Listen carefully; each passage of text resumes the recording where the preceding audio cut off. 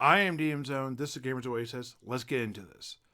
Hey guys, in this video, we're going to talk about this game right here, Outdoor Survival. In a future video, I'm going to be talking about how Outdoor Survival was incorporated by Dungeons & Dragons, the original version that came out in 1974, about a year or so later after this game came out.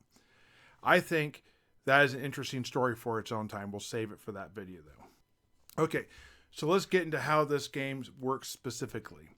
It says to prepare for this game, you're going to need a token. I recommend like a little glass bead or something of that.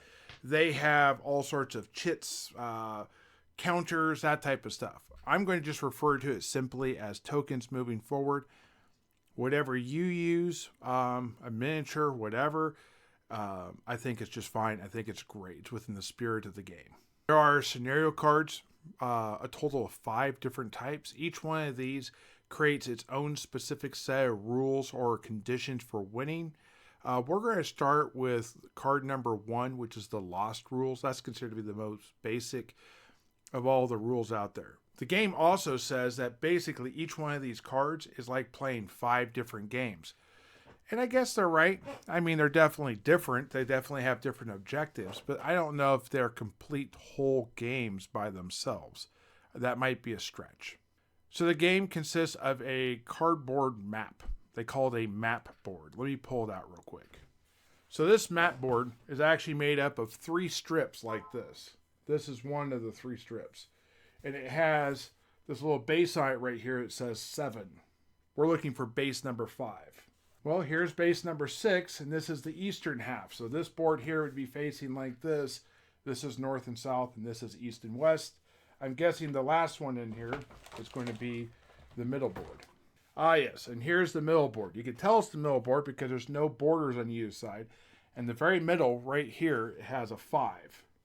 So all 3 of these boards make up the entire board for Outdoor Survival. You'll notice there are deer, there are different camps, bases, whatever, different terrain features. All these things have important things in the game. Also, while I'm in this, I'll go ahead and show you that they have these little chits, these little tokens, counters, whatever you want to call it. And they have a separate rule book, which I'll get into at the very end. I also have the actual cards and the life level index cards, which I'll talk about also a little bit later. And one of the last things that's fairly important in here is the movement chart that comes with the game itself. That's what's inside the box. And the single dice, they call it a die. It's a little D6. So any D6 would work. Doesn't have to be the one that comes with the rules. My box happened to have that. I bought mine a while back off of eBay or Amazon or something like that. But so this is an original board game from that period of time. And it's in pretty good condition. I'm just going to tuck it in over here. And for the rest of the video, I'll sit back there while I talk, not with it in my hands. Okay, so we have that map board. In the middle of it, there's a base counter, base, whatever you want to call it, number 5. And this is where you start the game. And the object of the game is to get off the board through the east, north, south, west type of way. And that, when you're doing Lost, that scenario, that's what the objective for that scenario is. There's also that single dice. That dice is used for everything. If you're playing more than one player, you can use different colored dice, different colored counters. It's recommended that way. There's no reason you need to roll 2 at once, but maybe if you're doing like a roll-off. So the game starts like this. You roll a dice, and whoever rolls highest wins. If you have 2 people that roll equal, I would say they roll again, and those 2 people decide which one of the 2 between them goes first. And then from there, you can either choose before the game starts. You go in true numerical order, and you write it down on a board or whatever to try and remember it. Or you just go counterclockwise or clockwise. As long as you agree beforehand, I don't feel like it makes a lot of difference. The point is to start random. Okay? So the basic game says there are really only 2 things you need to concern yourself with. The rest are not truly your concern at this point in time. So go ahead and get rid of things like the necessities, i.e. food and water, wilderness encounters, and that type of stuff for right now if you're doing just the base game and you want to really learn how the game flows from there. How does it flow? Well, it flows randomly, actually. When you choose to move, you state, I want to move, or your turn of movement comes and you move. You have to move the full distance. The distance you travel is random and modified based upon what you're going through. We'll get to that in a second. Also, the direction of travel you're going is modified. And how much control over that you have is modified. But we'll get into that too. So you got a few games under your belt. You want to start doing some of the more basic stuff. And I have like life levels and all that. Well, before you do that, let's check out the other scenarios. And I'm going to have these scenarios kind of going by, and I'll probably fade away during this period of time. So I'm going to talk about these and explain all these kind of at once so you can stop the video and look at them. But essentially, the higher the scenario is, the more complex it is. Okay? There's a total of 5 different scenarios. The first one, of course, as I've said already, is the scenario lost. In that particular scenario, you are just lost. You don't have to worry about any of the necessities of food, water, or this type of stuff. You get your movement down, you get your direction of travel down, you kind of run into those type of things. You really don't have wilderness encounters either. That's a completely different. Then you start to run into, okay, I've run this. I want to make it more realistic. I want to feel that realism. I want to feel that frustration.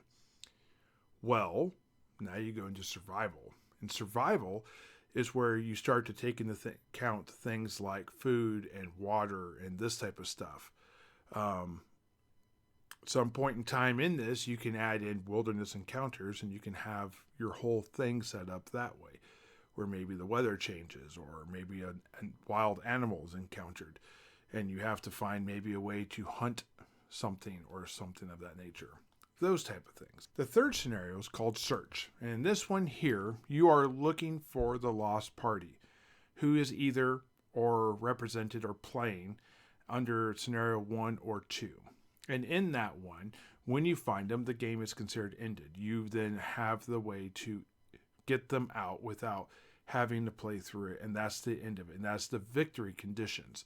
The way that would be is maybe every person takes a turn to move the thing randomly, and that thing moves around.